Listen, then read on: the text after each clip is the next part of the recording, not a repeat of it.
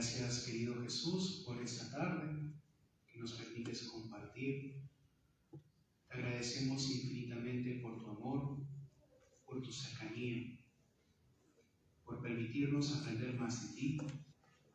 Ayúdanos a poder conocerte mejor, reflexionar y profundizar aquella realidad que nos exhorta por medio del Papa, que es el primado de la Iglesia, el Pedro que tú has elegido para nosotros en esta época. Nos encomendamos en esta Madre de Gracia. Dios te salve María, llena eres de gracia, el Señor es contigo. Bendita tú eres entre todas las mujeres, y bendito es el fruto de tu vientre, Jesús. Santa María, Madre de Dios, ruega por nosotros pecadores, ahora y en la hora de nuestra muerte. Amén. En nombre del Padre, del Hijo y del Espíritu Santo. Amén. Muy bien. Entonces, yo asumo y me imagino que después de esta pausa ya se habrán emparejado para poder seguir avanzando con la encíclica. ¿O me equivoco?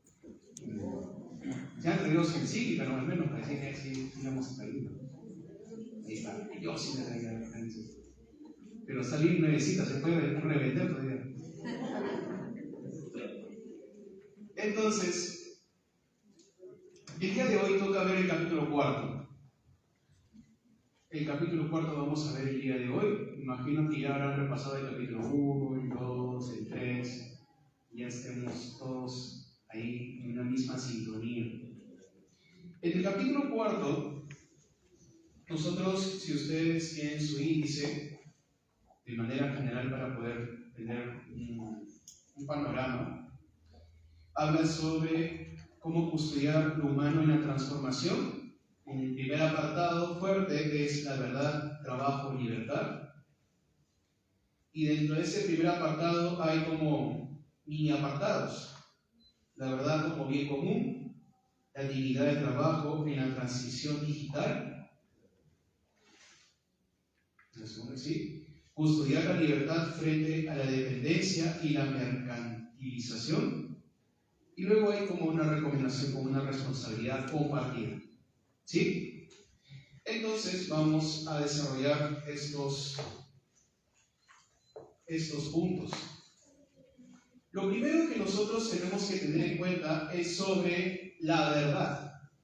Y cuando nosotros escuchamos la verdad, porque esta expresión que se acuña del mismo Papa, la verdad como bien común. Y uno se puede preguntar, al fin y al cabo, ¿quién puede tener la autoridad última sobre la verdad? Porque nosotros nos organizamos de diferentes maneras.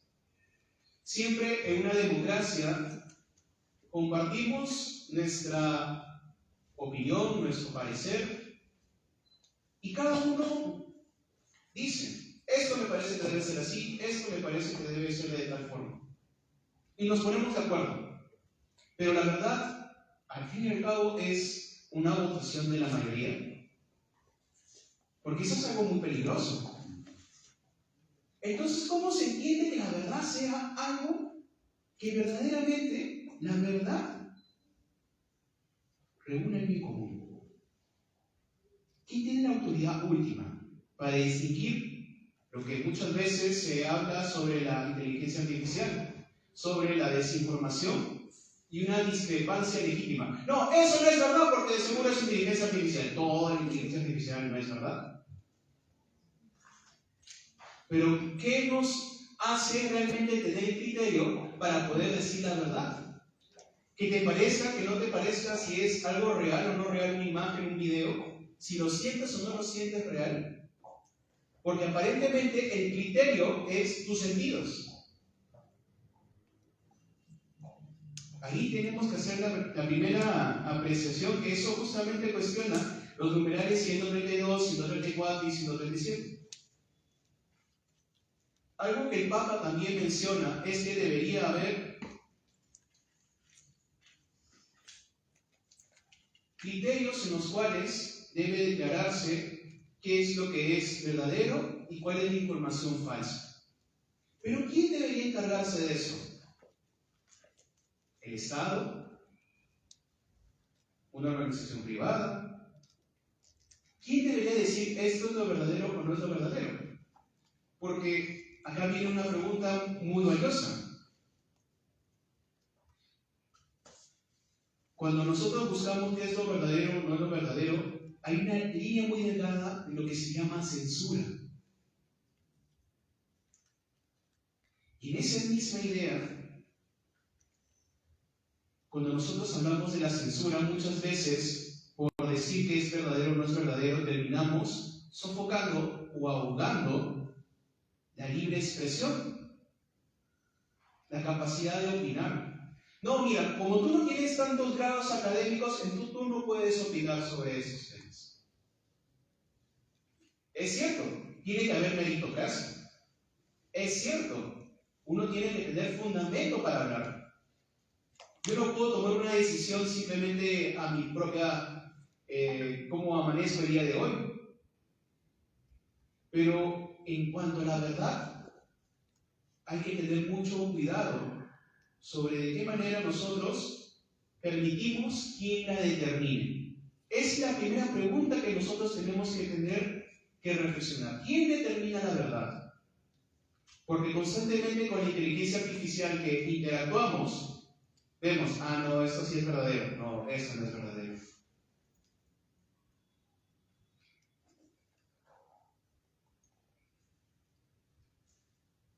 El siguiente, bueno, el numeral 132, que es el que pasa en verdad y democracia, hay algo que se menciona que es la verdad se construye, pero se construye en cuanto a la confianza de las relaciones de las personas para poder lograr la verdad.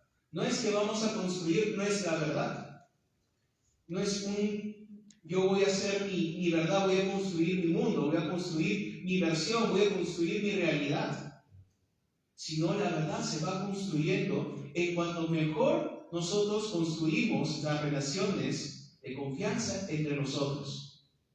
Porque ¿qué sucede? A veces, y también sucede, que muchas veces por la verdad obtenemos una ventaja que al no conocer a otra persona terminamos favoreciendo o desfavoreciendo, y al fin y al cabo uno termina siendo egoísta, uno termina no compartiendo.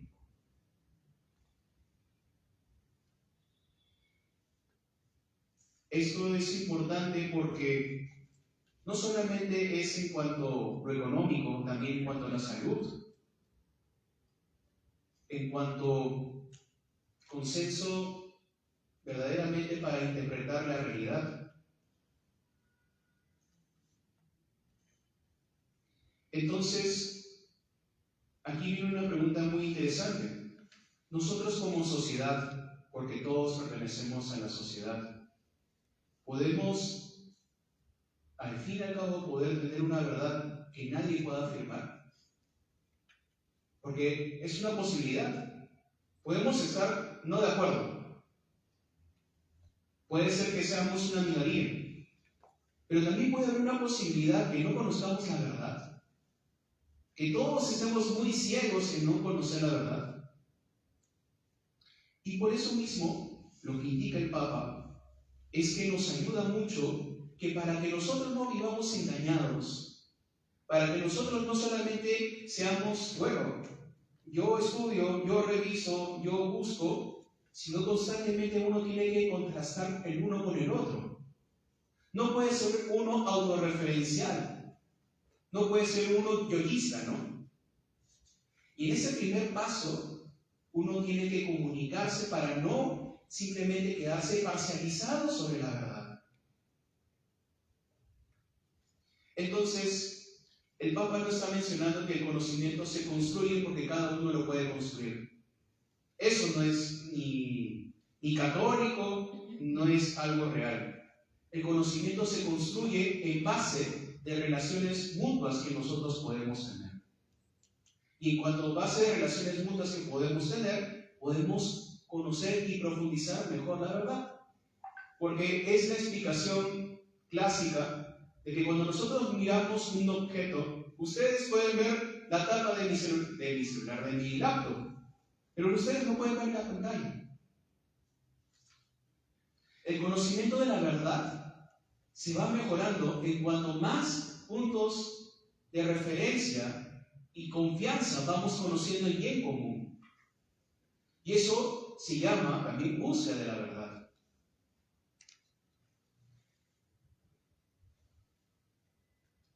Ahora pasamos a un siguiente paso. Del numeral 135 al 138. Que hace una crítica sobre el problema no es solamente exclusivamente lo tecnológico. Porque cuando estamos en esta búsqueda de la verdad, hay mucha influencia de lo que puede ser cierto o no cierto. Entonces, están los gobiernos, los medios tradicionales que van compartiendo la información, las universidades, las empresas, los medios, instituciones científicas y también las organizaciones religiosas. A veces me pasan, padre, sobre la indulgencia plenaria, ¿cuáles son los requisitos? Y le explico. Pero yo he visto un video en YouTube que le explica tal padrecito, pero no dice lo que usted dice. Y luego, uno puede pensar en este sentido con este ejemplo. ¿La verdad en cuánto está? ¿La fuente o en quien lo interpreta? Porque aquí, eso es un salto más. Podemos incluso buscar diferentes formas. Ahorita yo voy a una biblioteca, puedo buscar en internet, puedo buscar diferentes inteligencias artificiales que me pueden dar diferentes fuentes. Pero no solamente basta para decir que un conocimiento es suficiente o verdadero por la fuente, sino cómo lo interpretas y cómo ese conocimiento tú lo aplicas. Al fin y al cabo, esta persona que me lo preguntó se siente más segura, esa persona, que le confirme que lo que le dijo ese video de YouTube estaba cierto. Porque al fin y al cabo buscaba eso. ¿Y cuántas veces en nuestras decisiones buscamos solamente la autoconfirmación de lo que ya previamente tenemos? Y no estamos abiertos a una novedad. No estamos abiertos a algo diferente. No estamos abiertos a la verdad tal cual. No es que vamos a ir a otro extremo, que se llama caer en que todo es relativo. Y al caer que todo es relativo, entonces, bueno, es su opinión, es lo que le parece. Para ellos es así el matrimonio. Para ellos es así como uno debe criar los hijos. Para ellos esto es la educación. Para ellos esto es la salud. No podemos caer solamente en un relativismo en donde eso sí sería buscar un bien común de la verdad. Porque eso no edifica y eso no nos ayuda.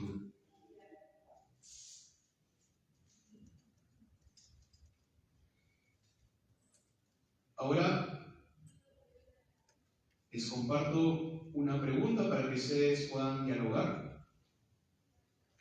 ¿Qué diferencia existe entre defender una verdad objetiva y atribuirse la posesión de la verdad? Lo vuelvo a decir. ¿Qué diferencia existe entre defender una verdad objetiva y atribuirse la posesión de la verdad? Compartan, por favor. Lo vuelvo a repetir. ¿Qué diferencia existe entre defender una verdad objetiva y atribuirse tener la verdad? Compartan.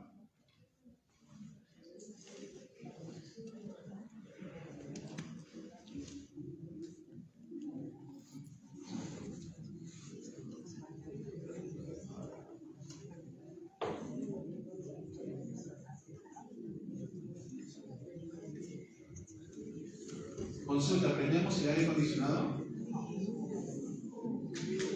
¿No? ¿Sí? ¿No? No sé.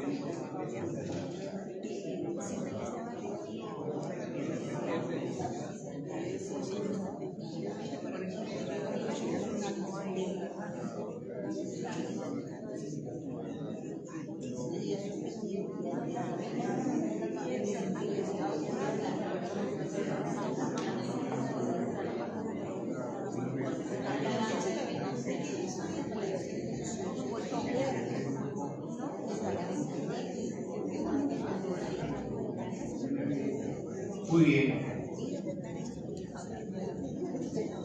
Tienen mucho que compartir. Entonces, ¿qué es lo que alguien que quisiera compartir para todos nosotros sobre el diálogo que han tenido?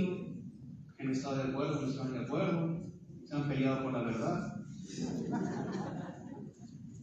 ¿Alguien desea compartir? Nosotros estábamos conversando que la diferencia, digamos, entre la verdad objetiva, ¿no? Quien cree tener la verdad, está básicamente en que quien cree tener la verdad está sacando sus propias conclusiones, ¿no? En base a unos X cantidad de criterios, ¿no? Ha tenido una experiencia, ha visto, oído, etc.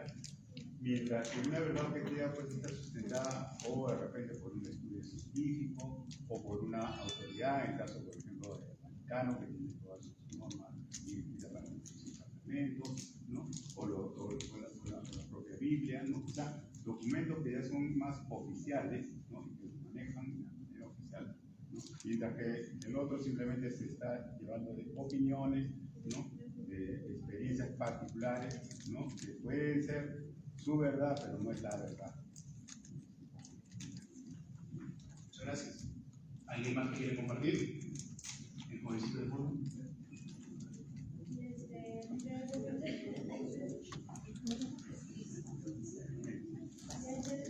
El objetivo es creer en lo que es correcto para lo que tú crees, para ti. Y defender lo que es verdad es lo que realmente está correcto, está bien. Gracias. ¿Sí?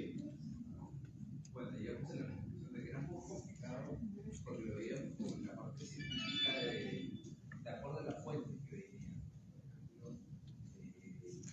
Nos veíamos que la fuente objetiva de la verdad podría ser la Biblia. Y luego llegamos a la conclusión de que la verdad subjetiva era una opinión que no necesariamente debe verse involucrada en una fuente fidedigna, en las opiniones y sentimientos subjetivos. Gracias. ¿Alguien más que quiera compartir? Algo que sí nosotros tenemos que tener en consideración sobre la verdad, siempre la verdad tiene que ser universal, no puede ser solamente parcializada, porque si no, si se vuelve muy parcializada, llegamos a un relativismo. Pero cuando nosotros afirmamos que la verdad es objetiva, existe algo que, digamos, al conocerlo, siempre implica una comprensión, un entendimiento. Por más objetivo que sea, siempre implica que el sujeto tenga una interacción con la realidad. ¿Y por medio de qué haces la interacción? Por medio de tus sentidos. Tienes que leerlo, tienes que verlo, tienes que interactuarlo, tienes que escucharlo. Hay cosas que se pueden ver y yo puedo saber que existe la pared. Pero ustedes, ¿cómo saben que hay algo detrás de la pared? ¿Lo pueden ver en este momento? Ahorita no lo podemos ver. Pero yo sé que hay algo detrás de la pared. Porque sé que cuando yo he salido he visto que hay una edificación. Entonces, hay conocimientos que me ayudan a verificar que verdaderamente lo que yo sé es real. Pero hay otros tipos de conocimientos que sí son verdaderos, pero implican mucho la autoridad con quien lo dice. Por ejemplo, ¿alguno de ustedes conoce a un filipino? O sea, de Filipinas. ¿Nadie lo conoce? Entonces, si no conoces a un filipino, entonces ¿no existe Filipinas? ¿Sí existe? Pero ustedes no lo han comprobado que exista Filipinas, porque no conocen a alguien que venga de Filipinas, no han conversado con alguien de Filipinas y no han interactuado con alguien de Filipinas. ¿Por qué? Porque ustedes dicen y afirman que existe Filipinas. Porque hay un mapa y te dice que existe Filipinas, tú dices que existe Filipinas. Porque lo que te dice el papel en En tu sticker de Navarrete. En la clase universal.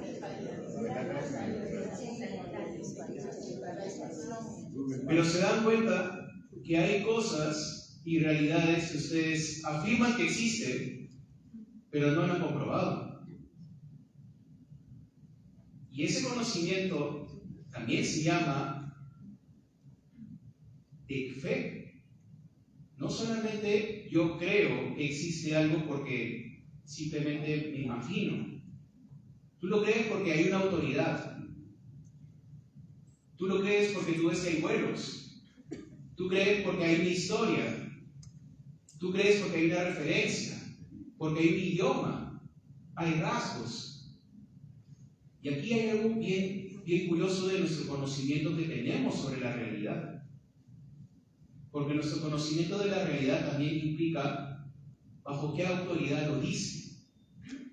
Y eso no podemos ignorar. Y muchas veces el conocimiento de la verdad se busca rentabilizar.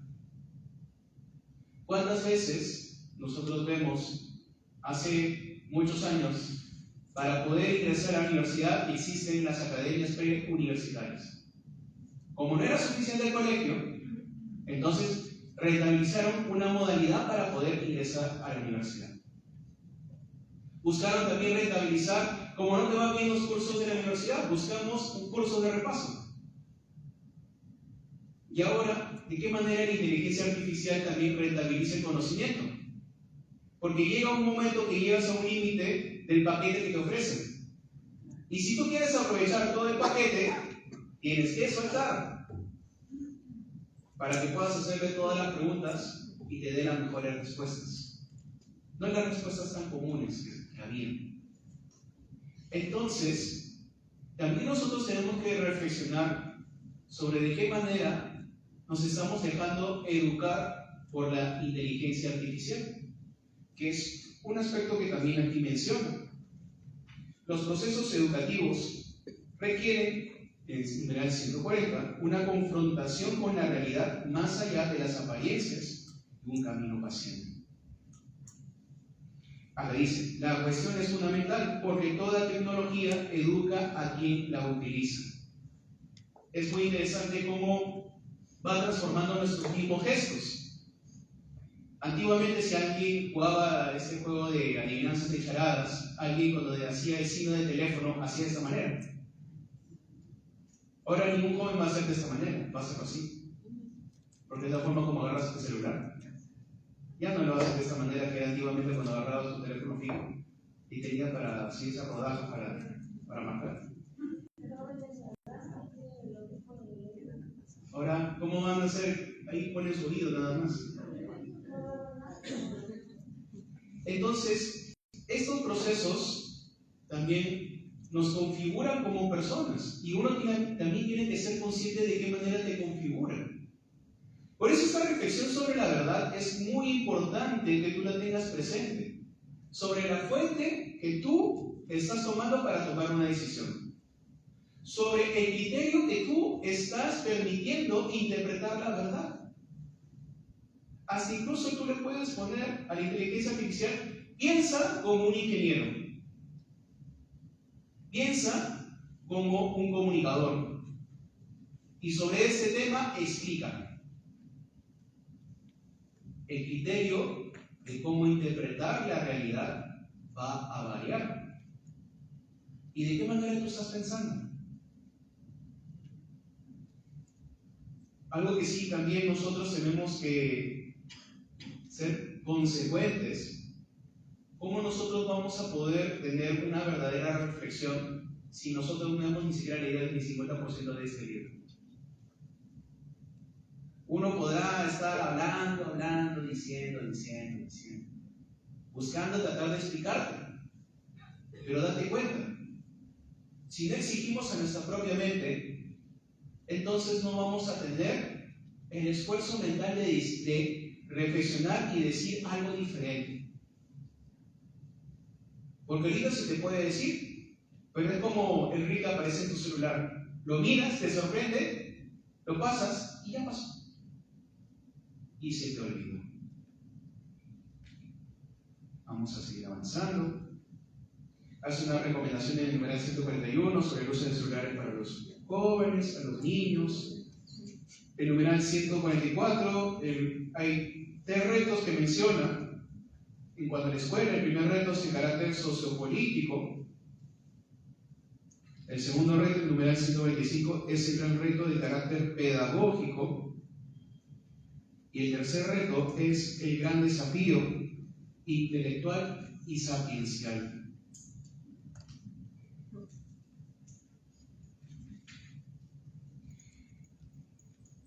Entonces, esta última reflexión me parece muy interesante que nosotros podamos también tenerla. Se multiplican conocimientos fragmentarios, pero se hace más difícil captar la realidad en su conjunto, plantear preguntas sobre el sentido de las cosas y desarrollar un auténtico pensamiento crítico y creativo. ¿En qué sentido nos dice esto? Porque el verdadero sentido de las cosas no es algo que te va a ofrecer una data. El sentido de las cosas nosotros ponemos y comprendemos también con nuestra realidad el propósito, el para qué. Y el para qué de tu vida no le vas a preguntar a la inteligencia artificial. Te va a ofrecer datos. Pero el para qué y el por qué, que justamente cuestiona también tu realidad, es lo que también nosotros, solamente en nuestra capacidad como seres humanos, nos ofrece. Saben muchas cosas, pero tienen dificultades para dar un sentido de su vida. También debido a la incapacidad de conectar la información y los conocimientos, y para no perder de vista el horizonte de vida, el horizonte de sentido. ¿Qué le da sentido más a tu vida? ¿Qué le da mayor propósito cada día que tú estás? Entonces, en el sentido que tú haces las cosas es por el motivo por el cual tú estás dispuesto a dar la vida, que tú estás dispuesto a sacrificar, que tú estás dispuesto a renunciar. El sentido de renuncia, sacrificio y desprendimiento no lo vas a encontrar en la data. Ese es algo muy humano. Y eso también puede ser para ti en tu reflexión. El día de hoy, para ti, ¿ha sido un día de sentido o un día más que se ha repetido?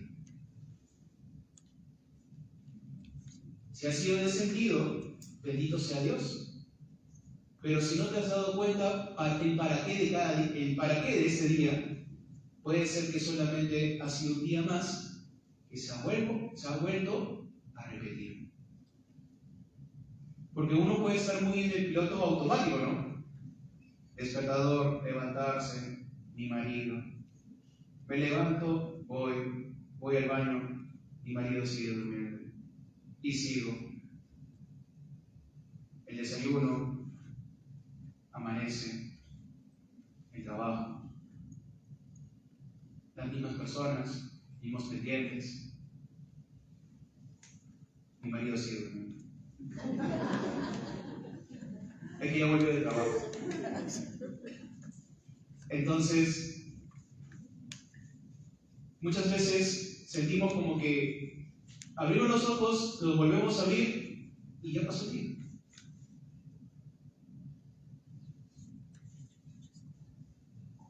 Y es simplemente como cambiar de aplicación. Ahora toca modo aseo, modo trabajo, modo descanso. Y otra vez se va repitiendo. No, perdí el sentido. Perdí el para qué. Y no es que aquí la diferencia sea que hagas cosas diferentes. Porque para tener sentido no es que tengas que hacer algo distinto, ¿no? Entonces para que sea distinto tengo que no levantarme. Pues sí tienes que levantarte. No me voy a hacer, si tienes que hacerte. No voy a ir a trabajar, porque sí tienes que ir a trabajar. Pero Aquí la reflexión está que nosotros, cuando le perdemos el sentido, simplemente es una sumatoria de acciones, de cosas, de ideas. Y no es un para qué de cada día por el cual yo sé por qué esto lo hago. Yo sé para qué lo estoy haciendo. Yo sé para quién doy mi vida. Ahora vamos a la parte más bonita de todas, el trabajo. El valor del trabajo. Todos nosotros hacen una buena explicación teológica, antropológica sobre el trabajo en el numeral 148, en el último párrafo. Creados en imagen del Creador, mediante nuevas obras, prolongamos de algún modo la suya. Contribuimos al progreso de la sociedad de construcción del bien común. Ponemos en prácticas decididas, mejoramos y embellecemos el mundo, sostenemos a nuestras familias, entablamos relaciones de cooperación y aprendemos a construir juntos en estructura y en diálogo, algo que nadie podía realizar por sí solo. Nunca olvides esto para ti. Tú como laico tienes la misión de santificar el trabajo que tú realizas. Ahí es el lugar, el lambón, donde tú predicas con tu vida. Pero no se puede predicar aquello que no se pretende vivir. Entonces, no es que vas a sermonearles a ustedes que son unos borrachos. Termina el día, toman. Fin de mes, toman. Ustedes son unos ebrios y los acusas y los demonizas a tus compañeros de trabajo. Porque tú nunca tomas. Tú nunca llevas excesos. No, ustedes que todos son bromas de doble sentido. Pero recuerda que nosotros no evangelizamos condenando, mirando todo lo que está mal. Así que se convierte. Nuestra forma de evangelizar, primero que nada, es con nuestro testimonio. Y nuestro testimonio de alguna forma tiene que invitar, ayudar, movilizar. ¿Pero por qué este Señor siempre dice la verdad? ¿No era más fácil mentir? ¿Pero por qué no era más fácil ahí soltar un poco de dinero? Así nos evitamos. ¿Pero por qué? Es honesto. ¿Pero por qué dice la verdad? Pero no había nada malo que seguir algún material de trabajo, total. Hay hojas, todo el mundo se lleva hojas. Hay lapiceros, todo el mundo se lleva lapiceros. Hay sillas, todo el mundo se lleva sillas, uno cada uno en su casa. ¿Por qué no él se lo lleva? Ese es el primer testimonio que nosotros damos. Y es lo más común que sucede, ¿no? Entonces, el valor del trabajo, recuerda que siempre es un lugar donde tú das testimonio.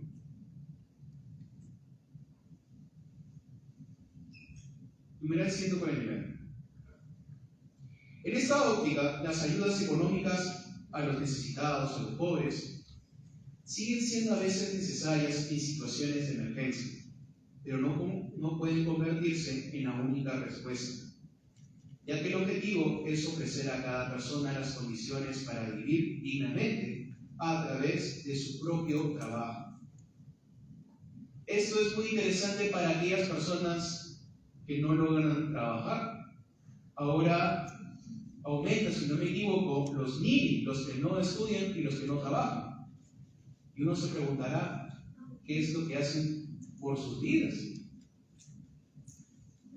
Porque si no estudian ni trabajan, entonces ¿qué hacen?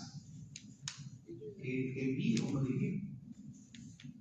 Pues es algo que también uno no puede simplemente, qué pena, necesita, hay que darle. No logramos verdaderamente ayudar a la persona con dar, sino darle la oportunidad para que tenga una posibilidad digna de autosostenerse.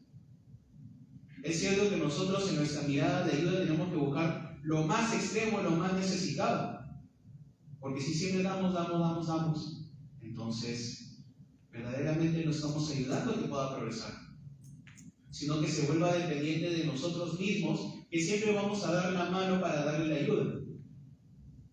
Y verdaderamente nunca va a crecer.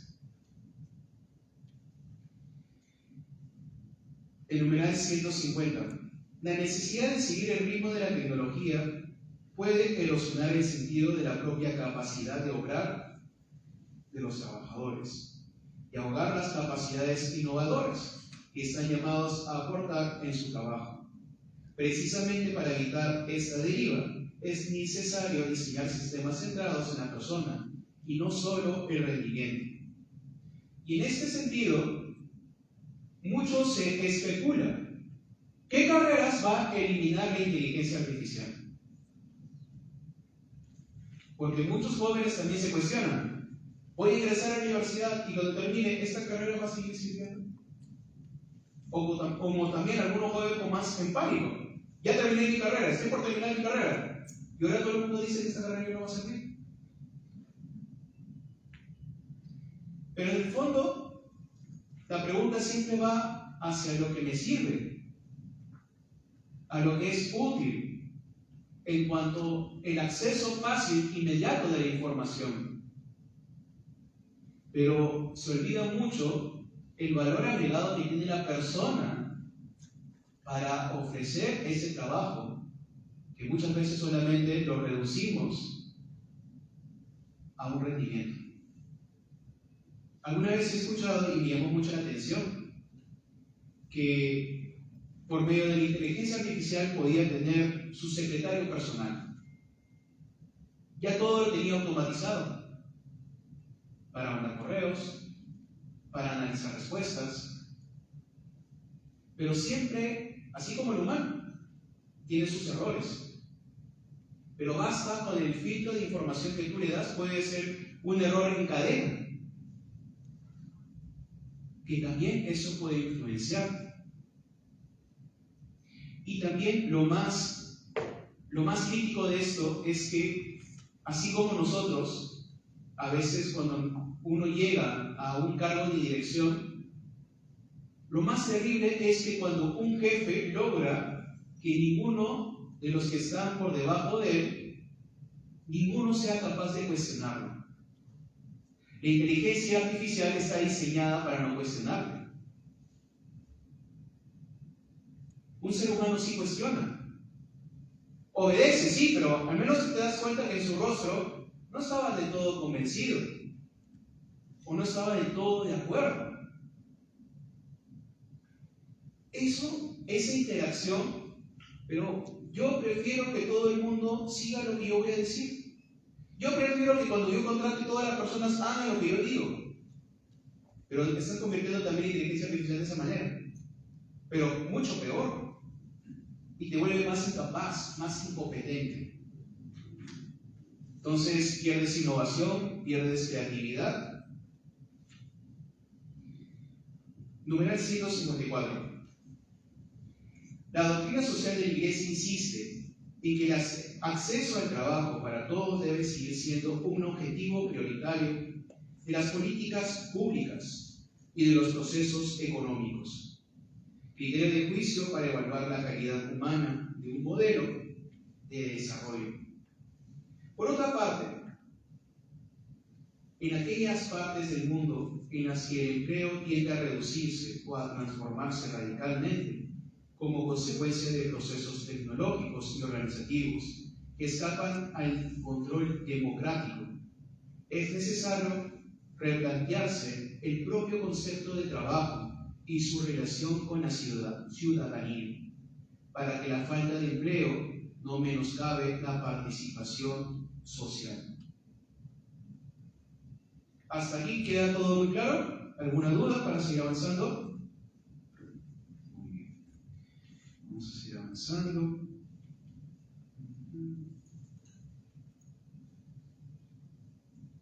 Numeral 159. Se observa la necesidad de superar los actuales parámetros de medición de grado de desarrollo, anclados desde hace más de 80 años en el concepto de Producto Interno Bruto, que hace que se pasen por alto de forma casi sistemática aspectos esenciales para el bienestar general de las personas y del medio ambiente. Antes, un criterio para poder medir qué tan bien estaba una nación era medir por el Producto Bruto Interno. Pero, ¿qué otros criterios ustedes consideran que verdaderamente uno puede afirmar que está bien o está mal una nación? Porque solamente reducirlo a ese dato no es del todo que nos brinde la realidad. ¿Qué otros criterios ustedes consideran que deberían aportar para poder decir que está bien o no está bien una nación? Compartan, por favor.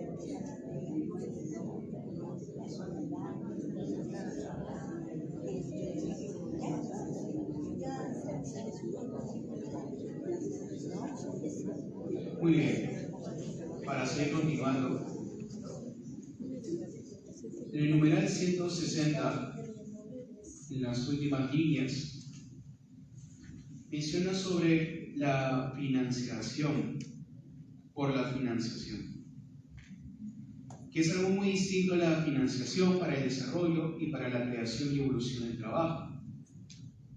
Que muchas veces sucede que uno busca préstamo, uno busca financiarse, uno busca que su capital aumente, y cuando tiene esa posibilidad de diferentes formas de que pueda crecer más su capital, no hay un fin claro y solamente sigue crecer por crecer. Pero está como en el imaginario: no, sí que esto me va a servir para más adelante, no, sí que esto va a ayudar para tal momento, no, es que esto va a ser para una emergencia. Y va creciendo, y va creciendo, y va creciendo. Pero cuando hay necesidades a tu alrededor y nada. Y viene la siguiente reflexión que hace el Papa, porque muchas veces se considera que nosotros recién podemos ayudar cuando tengamos tanta cantidad de dinero. Y cuando tengamos tanta cantidad de dinero, recién podemos compartir. Cuando eso no debe ser lo determinante para poder ayudar.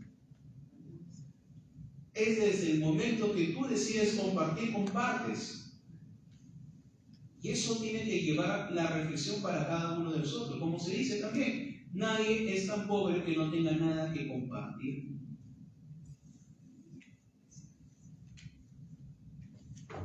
Vamos a seguir pasando. Así rapidito. Porque ya tienen cara de sumir. Hace una crítica también en el numeral 170 cuando se busca lucrar a partir de la fragilidad. Caso, por ejemplo, los casinos, el alcohol y lo artificial. Por ejemplo, esto me parecía muy duro. Cuando pierdes a un ser querido y tienes una inteligencia artificial que hable como aquella persona que tú has perdido. Y te habla, y le escuches, pero tiene sus mismas formas, tiene su tono de voz. Entonces, lucrar con la parte vulnerable, porque uno extraña escuchar, uno extraña interactuar. Es como tú tener el audio de una persona que te mandó y ya falleció. Y lo escuchas de nuevo, y otra vez. Pero ahora lo pueden adaptar a que converses, y lamentablemente lucran con la fragilidad, con lo artificial. Entonces, hace esa crítica. También hace la crítica con todo lo que tiene que ver con apuestas. Porque siempre te promete, te vas a ganar los... ¿Cuánto está en el pozo de la tigre? ¿Tú que lo sabes? Ahí está, tú lo sabes. Está su tigre. Claro. Entonces, tan pronto como ganes tu tinca, los donas para construir una nueva iglesia para la parroquia.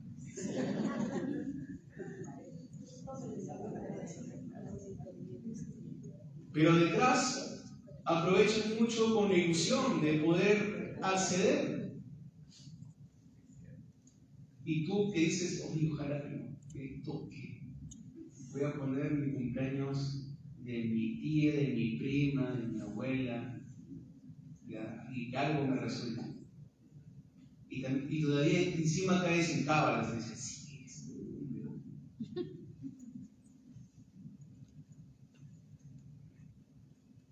Y ya para ir al numeral 178. 178, numeral 178, la parte final. Les voy a leer. Es aquí donde se juega una de las cuestiones morales más urgentes de nuestro tiempo. Transformar el conocimiento compartido en bien común, no en herramienta de dominio. Devolver a los pueblos no solo los datos que los describen, sino también la posibilidad de decidir cómo se utilizarán, quién los utilizará y para quién. Creo que esta cita del Papa nos ayuda mucho a reflexionar que siempre el conocimiento nos tiene que ayudar para poder progresar, no buscar sacar provecho y sea una dominación hacia los demás. Por eso nuestra ayuda como iglesia, una pastoral social, no solamente se limita, bueno, ya te lo digo, ¿y ahora tú cómo vas a salir adelante? ¿Y ahora qué tú vas a hacer? ¿Y ahora cómo yo te puedo ayudar para que pueda esto mejorar? Que tú puedas mejorar. Este es un primer paso, esto es una primera luz. Pero nuestro conocimiento no puede ser que siempre dependa de mí. Como la mamá gallina, ¿no? Ay, güey, nadie más la tiene mejor que yo. Y a veces somos mamá gallina también, como ayudamos como iglesia a los más necesitados. Y esto va no solamente con la salud, con el abrigo, con el alimento, sino va algo más a fondo, con el conocimiento. Y numeral 179, con eso ya terminamos. Las nuevas esclavitudes se alimentan de cadenas económicas e infraestructuras. En primer lugar, una mayor transparencia de las cadenas de suministro que sustentan la industria tecnológica y economía digital. En segundo lugar, es necesario que las empresas y los inversionistas adopten criterios claros de verificación ética preventiva. Y antes que me olviden, no solamente porque tú estás financiándote, o mejor dicho, tú estás invirtiendo, tú te hagas ciego y no sepas en qué cosas se está utilizando ese dinero, porque pueden usarlo para algo que no sea de todo legítimo o moralmente que convenga. Entonces hace estas dos reflexiones sobre quiénes están detrás de una inteligencia artificial y también de aquellas personas que buscan ciertos intereses por medio de la inteligencia artificial, que no podemos ser ciegos porque de todas maneras conocimiento de nosotros saben. Si tú tienes un celular, tienes un correo electrónico, saben dónde estás, qué usualmente haces. Si hablas sobre el pollito del abrazo, va a aparecer el pollito del abrazo. Entonces, eso es el capítulo 4. Gloria al Padre, y al Hijo, y al Espíritu Santo, como era en el principio, ahora y siempre, por los siglos de los siglos. Amén. Muchas gracias.